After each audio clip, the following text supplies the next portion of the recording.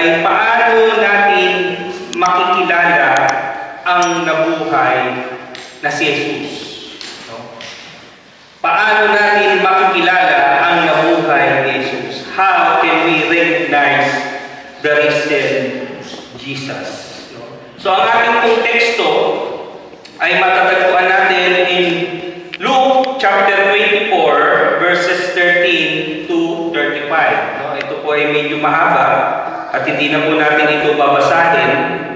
But between verses po, between points po ay babalikan natin. No? Gusto ko pong bigyan ito ng background. Ito po yung tinatawag nating Road to Emmaus. No? Naalala niyo yung Road to Emmaus? No? Na meron pong dalawang disipulo.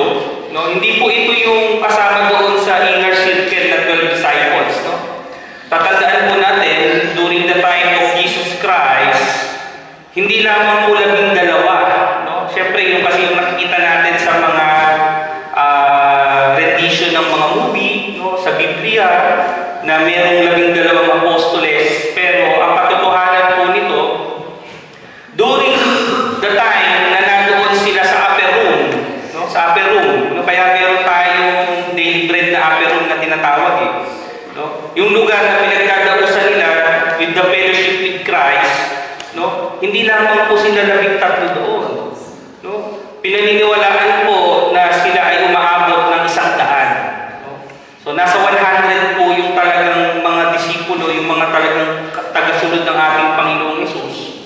Pero yun nga, merong inner circle na yung 12 disciples. Siyempre yun po yung kilala natin. No? Among the two na naglakad po on the way back to Emmaus ay kasama doon sa sinasabi nating 100 na believers na yun. No? At yun po yung senaryo. No? Yung mga alagad na ito, on their way back to their hometown, no? Galing sila ng Jerusalem, ay naglalakad sila. 7 miles ang sinasabi. At nag-uusap sila patungkol doon sa pangyayari. No? Siyempre kayo magkaibigan, no? Galing kayo doon sa nangyari. Dito po,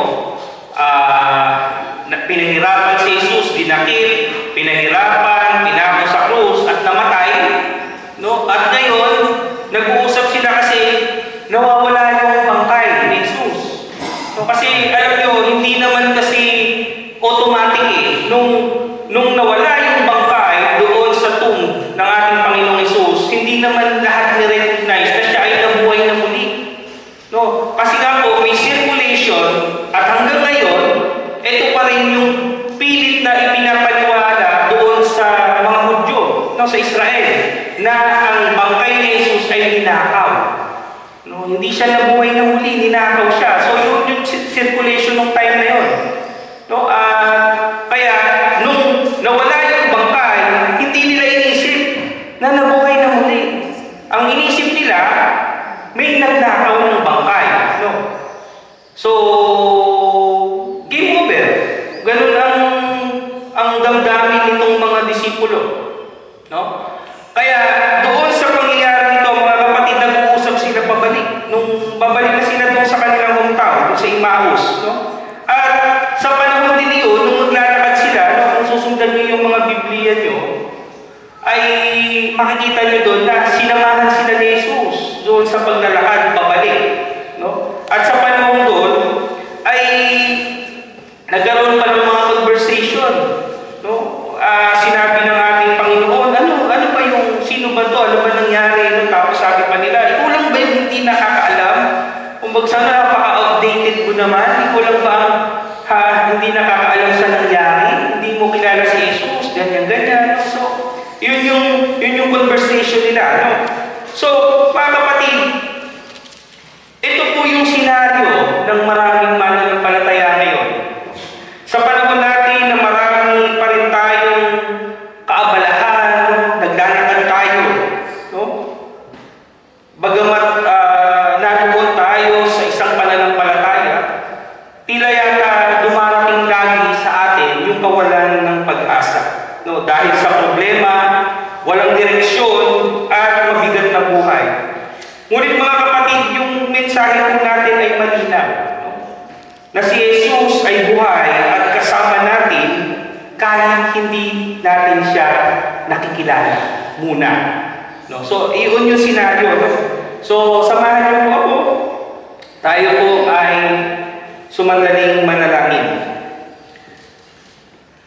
Aming Diyos, muli po maraming salamat, Panginoon, sa biyaya ng buhay, sa kalakasan at sa pribileyo, Panginoon, na kami ay muling naririto sa inyong bahay sambahan upang makinig ng inyong mensahe sa bawat isa sa amin. Salamat po, Panginoon, sa dakilang araw na ito. Buksan niyo po ang aming mga mata upang makilala kayo sa aming mga buhay, sa aming paglakad bilang mananampalataya ay patuloy niyo kaming samahan sa pamamagitan ng inyong salita. Sa aming pakikisama sa iba ay iparanas niyo po sa amin ng inyong presensya at gawin niyo po kaming saksi ng inyong katotohanan sa mga taong nakapaligid sa amin. Ito po ang aming panalangin sa pangalan ng inyong anak na si Jesus. Amen. So brothers and sisters, how? Ang tanong natin ngayong hapong ito, paano natin makikilala si Jesus? No? Kasi doon sa senaryo natin, hindi po nila nakilala. No? Imagine 7 miles, no? pitong milya. No? Pag ito ay kinonvert sa kilometro, no, halos 14 kilometers ito. No? Layo ng paglalakad nila. So, ang haba ng kwentuhan. No? At dito sa pangyayari ito, mga kapatid, along the way, doon nila nakilala si Jesus. No? At ang pagbubulay natin, mga kapatid, paano natin makikilala si Jesus? Una, makikilala natin si Jesus sa kanyang paglapit sa atin. No? Mind you, brothers and sisters, kung naglalakad sila, hindi po nila tinawag itong lalaking ito na hindi nila alam na si Jesus pala. Uy, gusto mo bang sumabay sa amin? Doon ka din yata pupunta. Sama ka na, di ba? Ganun tayo, mga Pilipino, pag gano'n. O naglalakad, uy, hindi yun. Sabay na tayo doon, may kakwentuhan, di ba? So, habang kahit malayo ang lakaran, di ba? Pag may kakwentuhan ka, nanginibang ka, hindi ka nakikinig. Pero dito sa senaryo nito, mga kapatid, no, naglalakad sila, ang senaryo, nauna yung dalawang alagad na yun. Si Jesus parang nakasabay. No? Para siyang nag-back-in doon sa dalawang naglalakad. No? So, yung punto natin dito, yung una, ang gusto natin makita dito, si Jesus yung lumalapit. No? Sa talata pong ito, si Jesus mismo ang lumapit sa dalawang alagad at nakisabay siya sa paglalakad. So mga kapatid, ang katotohanan po na ito ay inadapt. Alam niyo ba, sa ating pong doktrina as the Methodist Church, United Methodist Church, meron po tayong tinatawag na prevenient grace. No? Sino nakakaalam ng prevenient grace? Taas ang kamay. Wala. Magko-confirmation class kayo lahat. No? Prevenient grace. Walang nakakaalam ng prevenient grace, mga kabataan. Ha? Diba alam na lahat yan? Ano yung prevenient grace? Meron tayong meron tayong sanctifying grace, justifying grace. Diba? So yung prevenient grace, ito yung pre. No? Kaya may sinasabi natin pre. No? Yung nauna. No? Even though na sinasabi natin, we believe strongly in the free will of man, no? Hindi po tayo nag-say yes to God dahil gusto natin. No? Ang Diyos po ang laging nauna. No? Yun yung sinasabi natin. Bakit ka ba naging mananampalataya? Bakit mo ba tinanggap si Kristo? Bakit ka pa lumapit sa Kanya? Kasi siya yung naunang nagpakilala. Siya yung naunang lumapit sa atin. No? At hindi tayo niligtas ng ating pagsabi ng yes to God. No? Lagi kong sinasabi yan, our free will is not saying yes to God. No? Alam niyo ba, yung kalayaan na ibinigay sa atin ay hindi yung para sabihin na, yes Lord, I want you in my life. No? Ang kalayaan na ibinigay sa atin, mga kapatid, is to say no to God. Tandaan niyo po yan. No? Kasi pag yung kalayaan na ibinigay sa atin is to say yes to God, para niyo sinabi na tayo ang nagligtas sa sarili. No? So, ang Diyos po ang unang lumalapit sa tao, ang Diyos ang unang nagbibigay ng mga pagkakataon para siya magpakilala. No?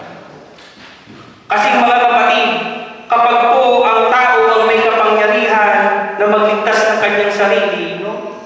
Sasabihin natin ay, yung lagi nating nababanggit na lalapit ako sa Diyos pag ready na ako. Pupunta ako sa church pag ready na ako, wala na akong mga iniintindi, gusto ko na yung ready na ako, pwede na ako, hindi po ganun. No? Lagi ang Diyos ang nauna po, yung po yung nag-i-initiate through His grace, no? Through His, yung kagandahang loob ng Diyos. No? Kaya po mga kapatid, kahit po tayo nalilito, nasasaktan, no? At dumarating yung mga times na talagang madidiin yung ating buhay, si Jesus po ang lumalapit sa atin. Ito po ang kagandahang loob ng Diyos kahit hindi tayo karapat-dapat. No? Hindi po dahil kailangan niya tayo. Tandaan po natin, hindi tayo ang may kailangan. No? Hindi tayo yung kailangan ng Diyos. Tayo ang may kailangan sa Kanya. At dahil po dito, ang Diyos, siya yung nauna kasi mahal niya tayo, mga kapatid. And I believe, no? Hindi po pwede na lilipas sa buhay ng isang tao, no? Na ang Diyos hindi magpapakilala. Amen? Do you believe that? No? Kasi, mga kapatid, what kind of God? Anong klaseng Diyos siya? No? Kaya nga yung lagi natin sinasabi in John 3:16, whosoever believe in Him. No? Kaya po, ang bawat tao ay binibigyan ng Diyos ng pagkakataon, no? Dahil siya po yung malapit. The only reason na hindi po nila makilala kasi hindi po sila tumitingin ng mabuti o ayaw nila. And that's the will of man. Ang inyo sinasabi ko sa inyo. The only will of man is to say no. No? So, buti na lang, hindi tayo nakalive lang. Buti na lang. No? Kasi kung ano po ito, controversial yan. Baka kung nakalive tayo, baka magkaroon ng mga bashing dyan. No? Kasi marami po ang hindi sang-ayon dyan sa paniniwalang yan. But, biblical po itong sinasabi ko sa inyo. Kasi, kung ang tao ang magliligtas sa ating mga sarili, no? Because of our will, no? Hindi po na kailangan mamatay si Kristo sa krus ng Kalbaryo. So, brothers and sisters, every person ay binibigyan ng Diyos, no? Ng pagkakataon to know Him. So, pangalawa, makikita si Jesus sa pamamagitan ng kanyang mga salita. No? Along the way, brothers and sisters, no, hindi naman yung alam niyo ba? Yung kwentuhan nila, hindi lang naman yung current events. No? Hindi nila pinagkwentuhan, nakita mo ba yung pako, ganun kahaba, ipinukpo? Nakita mo ba yung pinit ng corona, pinatong sa ulo niya? Nakita mo ba yung talsik ng mga dugo ni Jesus? Hindi po yun yung pinag-usapan nila. Alam nyo, along the way, during the time, yung journey nila, alam nyo, ang pinag-usapan nila is scripture. No? Yung salita, yung Torah. No? Hindi pa yung Biblia nun eh. No? Ang sabi doon sa account, brothers and sisters, from Moises, no? Abraham, the patriarchs, hanggang doon sa prophets. No? Pinag-usapan nila, in-explain po ni Jesus, no? Yung mga istorya, no? Yung mga pangyayari yun. At sinasabi po natin, no? Na it is one of the reason, no? Na objective ni Jesus to reveal Himself at the end. No? Ginamit niya yung scripture. No? Hindi niya agad sinabi na magkwentuhan sila, si Moises, alam niyo ba yung panahon na yun? Yung si Moises na inalay, no? Yung pinaalon siya sa tubig, no? Bata siya, no?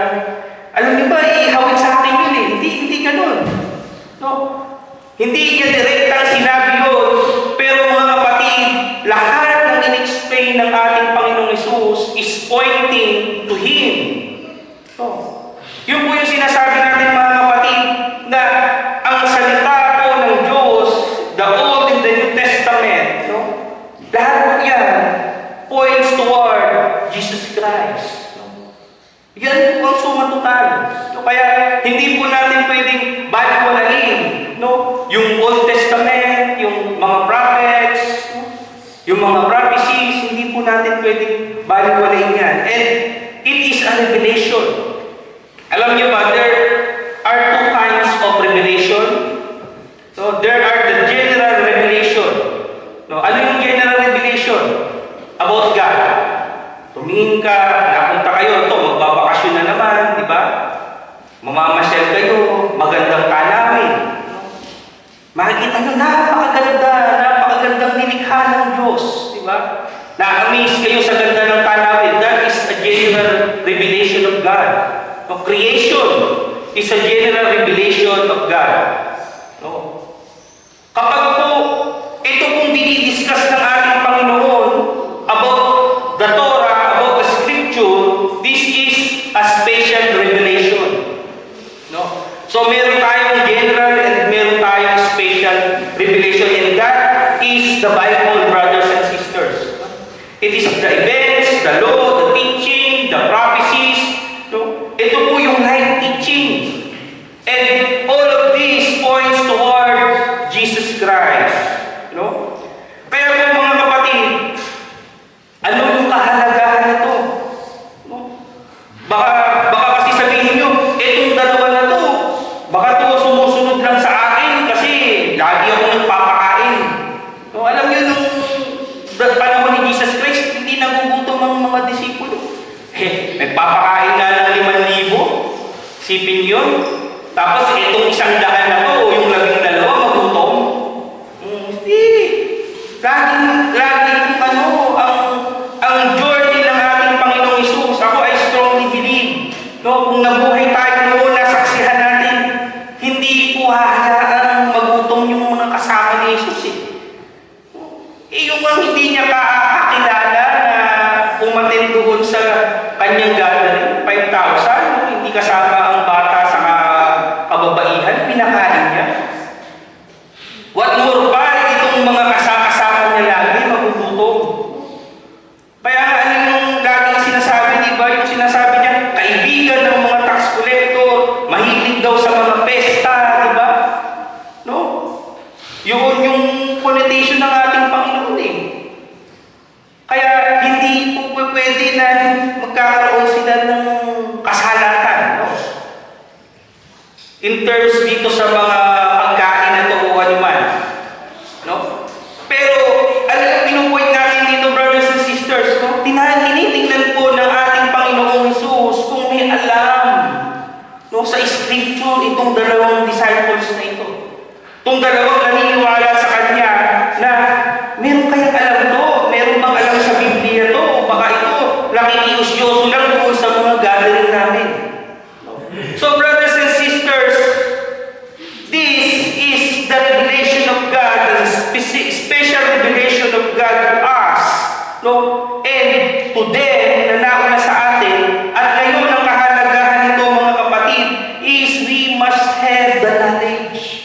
No? Napakahalaga po na magkaroon tayo ng malinaw na pagkaunawa sa salita ng Diyos. Amen? Dahil kung hindi po mga kapatid, no? Tingin niyo ba kung ang ating Panginoong Hesus habang sila naglalakad, no, ay sinabi niya, Uy, alam niyo ba si Abraham yung nagligtas sa mga Egyptian, ganyan, no? Minali niya yung mga ano, no? Para lang i-test itong dalawa. Imagine niyo lang. Pero nakita natin doon na nagpa-participate sila eh. Alam nila yung pangyayari, alam nila yung salita. No? They know the Word of God, the Scripture. No? Kaya nga mga kapatid, napakahalaga nito para hindi tayo maligaw. Sa buhay po natin bilang mananampalataya, hindi po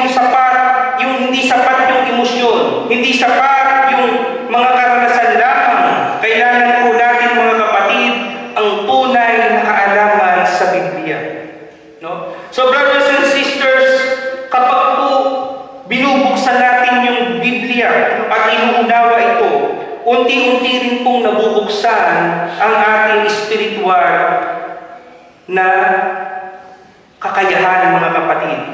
Nabubuksan ang ating spiritual na paningin, no? Yung ating spiritual eyes, no? And our spiritual hearts to understand, no?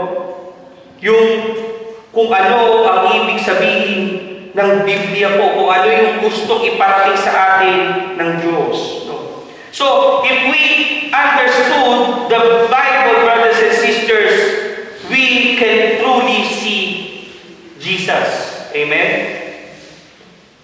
Tingin nyo ba magkakaroon ng ibang mga denominasyon, ng ibang paniniwala kay Jesus kung tunay nilang inuunawa ang Biblia? Hindi po magkakaroon ng ibang pagkakilala kung tunay nilang naunawaan ang Biblia. And that is the danger, mga kapatid. Pangatlo, makikilala natin si Jesus sa pamamagitan ng pagsasalo. Yung fellowship, dito na-recognize, na-recognize nila si Jesus. So, ang sabi po, doon sa paglalakad nila, hindi pa rin nila makilala ang ating Panginoong Hesus. Pero mga kapatid, nung sila ay huminto na, no? Nakarating na sila doon kasi nagutom na sila doon sa haba ng paglalakad. At nung sila ay kakain na, mga kapatid, the moment Jesus break the bread. No? Kaya yung ginagawa natin communion, bakit natin ini-emphasize yung pagputol ng tinapay? Nung the moment our Lord Jesus Christ broke the bread, biglang nabuksan yung mga mata nila. Si Jesus to! Diba? So mga kapatid, napakahalaga po ng relasyon. No? Yung pakikisama, no? Yung pakikiisa sa komunidad ng pagsamba. No? Yung breaking of bread na tinatawag natin, mga kapatid, no wonder, ito po ang isa sa mga doktrina, sa mga sakramento natin. No? Tayo pong mga Methodista, dalawa lang ang sakramento natin. No? Unlike the Roman Catholic na hindi ko nagkakamali, ito or 8. No? Sa Christian ecumenical community, karamihan po ay 2. No? The breaking of the bread, yung communion, at yung baptism. No? Kaya bakit? No? Kasi nga, mga kapatid, we are very particular with the teaching of Jesus. No? Ginagawa natin ito dahil yun yung mga ginawa ni Jesus. No? Hindi po ginawang sakramento ang kasal kasi si Jesus Christ hindi naman kinasal. Diba? So marami po na mga paniniwala, no, na talagang binis doon apart from the teaching of Jesus Christ.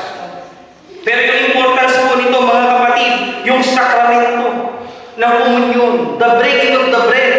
No? Imagine, no? Hindi naman yung hinugasan ng Diyos ni Jesus Christ yung paa nila. Diba? Yung iba ginawa, alam niyo ba yung iba, yung washing of the feet, isinama yun sa sacraments. Sa akin, wala naman masama doon. Pero, in my own opinion, no, yung mga part na very particular sa Jesus Christ, no, at ito, yung breaking of the bread, yung komunyon, talagang very particular ang ating Panginoong Hesus dyan. No? Yung upon breaking the bread, no, doon nila nakilala. So, sa Biblia, alam nyo, doon sa pagtitipon ng mga mananampalataya ng unang panahon, talagang every time, no, na sila ay nagkakasama-sama, they broke the bread. No, at yun nga yung practices nila. No, at ganun din dapat yung practice natin. No, kaya lang minsan, no, sa atin kasi, no, once a month, no, but symbolically, ang importante, symbolically and wholeheartedly alam natin ang ibig sabihin ng mga sakramentong iyon. Kaya nga mga kapatid, napakahalaga nung komunyon na ito, that symbolizes the body of Christ. Diba, binibreak, this is the bread, the body of Christ. Ang ibig sabihin na tayo, ang bawat isa sa atin ay bahagi ng katawan ng Kristo. Na meron tayong responsibilidad, meron tayong pananagutan sa isa't isa. Ang bawat bahagi ay mahalaga. Dahil bahagi po tayo ng katawan ni Kristo. So brothers and sisters, yung pang-apat, makikita si Jesus sa pagbabagong dulot nito. The transformation. Nagkaroon ng transformation nung na-encounter nila si Jesus. Kasi mga kapatid, pagkatapos nilang makita si Jesus, alam niyo ba, the moment na nakilala nila si Jesus, nawala. Nagbalik si Jesus. Anong ginawa nila? Nagbalik sila sa Jerusalem. At pinuprin nila yung nakita nila na si Jesus ay buhay. Si Jesus na kasama namin. Si Jesus ay kasama namin. Nag-break the bread siya. Nakilala namin siya. At that instance, brothers and sisters, nagbago ang kanilang puso at isipan. Amen?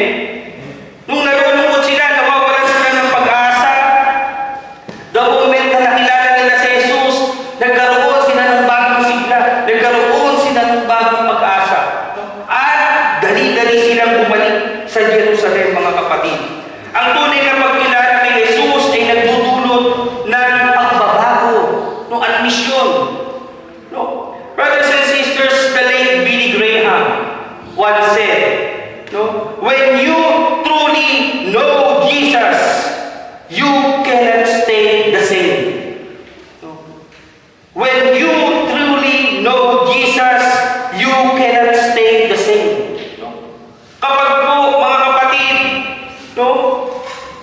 nakilala natin ang ating Panginoong Hesus, hindi po mananatiling pareho ang ating mga buhay. Kapag ganun yung kalagayan natin, mga kapatid, sinasabi natin, nakilala na natin si Jesus, pero walang pagbabago sa buhay natin. Baka hindi pa natin talaga nakilala si Jesus. Kasi malinaw po, hindi po pwedeng manatiling pareho ang buhay natin. Kapag po nakilala natin ang tunay ang ating Panginoon. Kung tunay po natin nakilala si Jesus, makikita po ito sa ating mga kilos, makikita po ito sa ating mga desisyon. At the ultimate evidence, yung pagbabahagi ng Ebanghelyo sa ibang tao. At dito sablay tayo. Maaaring dumarating yung time na naging active tayo sa church, nagbago tayo, nagkakaloob tayo ng ating time, talents, and treasure sa ministry, sa church. Pero dumarating pa rin yung time na nahihiya tayo to share Jesus Christ sa mga kaibigan natin. Hindi natin kaya pa rin.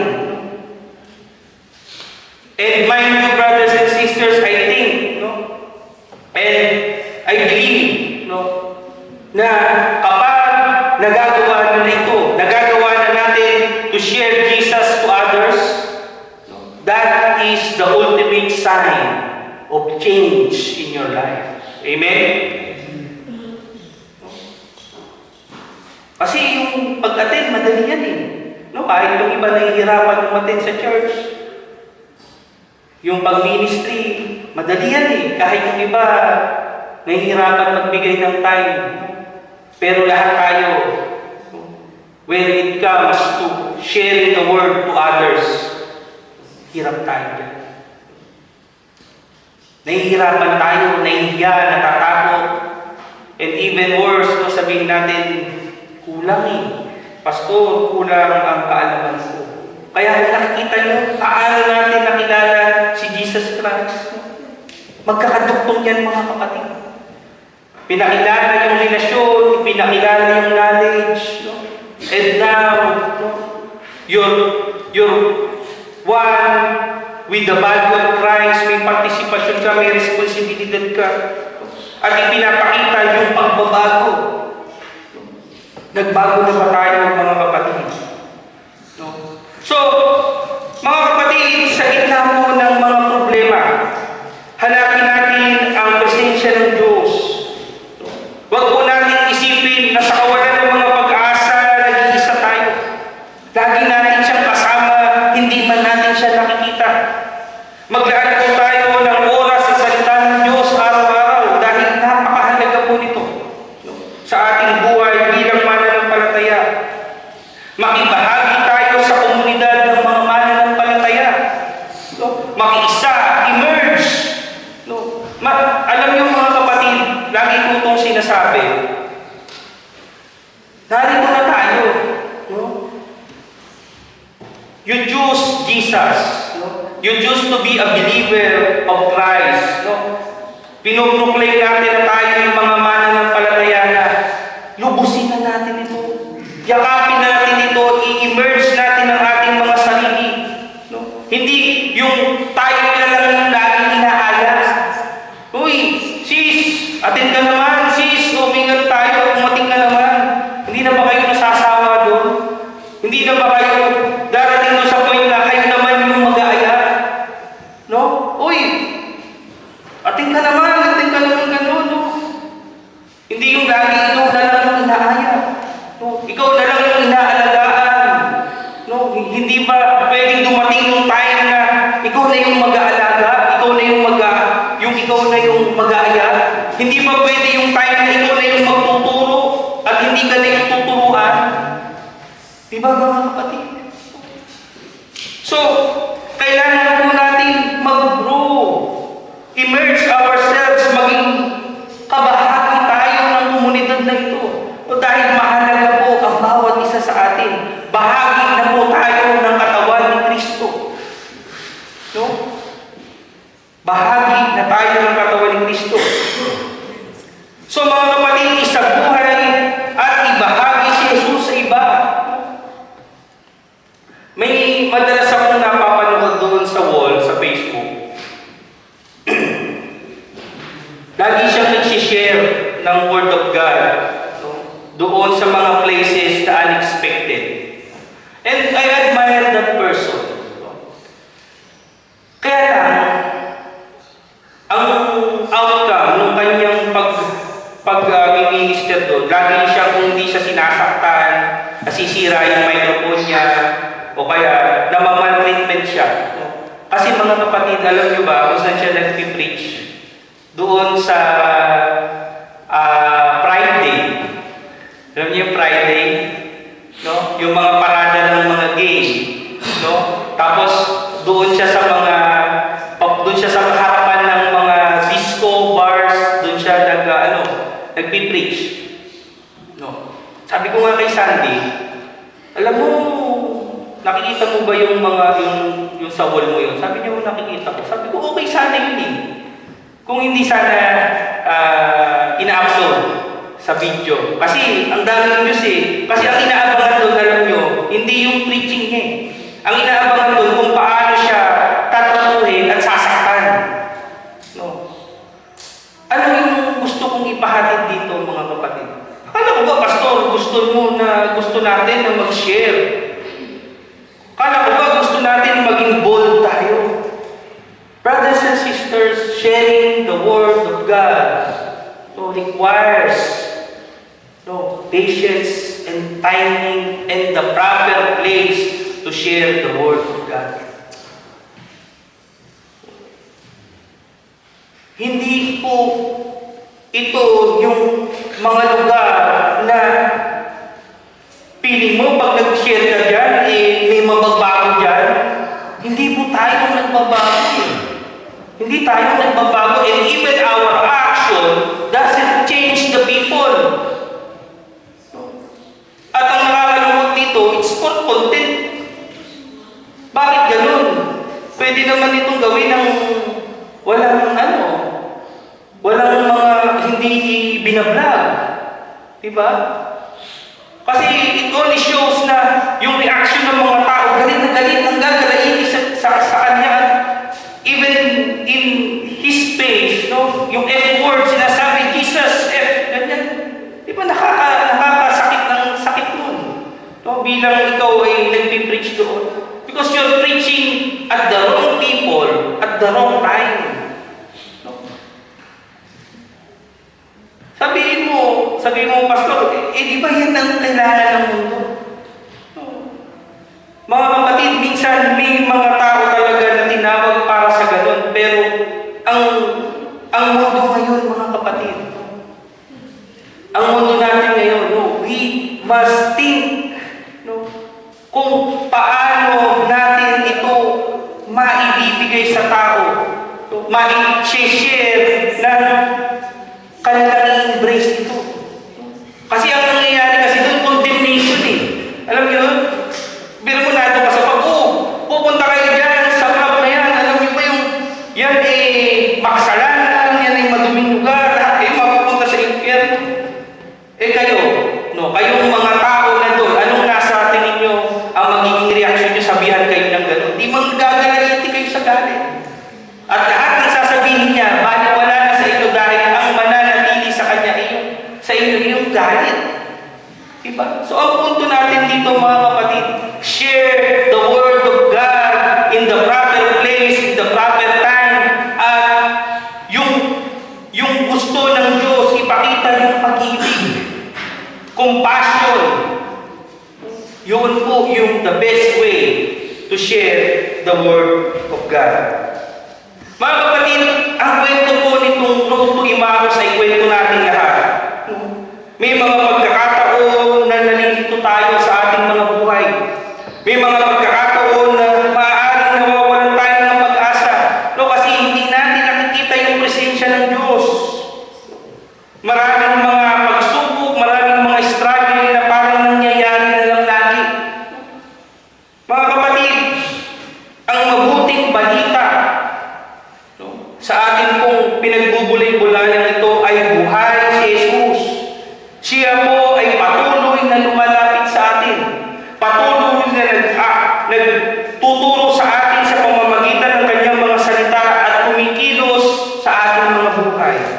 Ang tanong ngayon sa ating mga kapatid ay hindi po yung tanong kung buhay ba si Jesus. So think of this, brothers and sisters. The question today is hindi yung buhay ba si Jesus. Ang tanong po sa atin ngayong hapon ito, mga kapatid, ay kung nakikilala ba natin si Jesus. Nakikilala ba natin si Jesus? Sa pangalan ng Ama, ng Anak, at ng Banal na Espiritu. Amen.